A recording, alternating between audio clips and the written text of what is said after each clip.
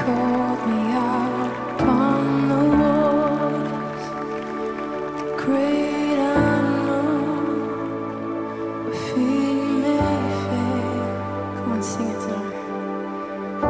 And there are in the mystery, in oceans deep. Защото откакто свят светува, мили хора, та чак до днешни времена, Словото си остава един от най-безценните подаръци, чрез които Бог ни свързва. С Него, с нас самите и с ближния. Той има силата да създава светове, да лекува рани, да преодолява разстояния, да обединява души и да променя картата и хода на времето. Скъпи мои, вашата история е свидетелство за това, как Божията ръка води пътищата на хората към тяхното истинско призвание.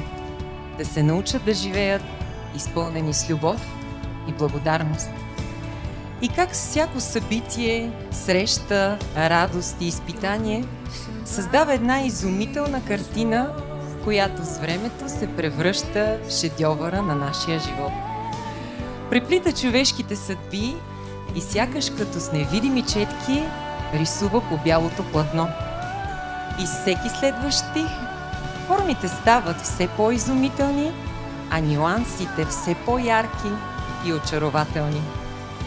И макар че не винаги картината изглежда завършена и съвършена, с времето се научаваме да виждаме красотата и съвършенството в нейните детайли.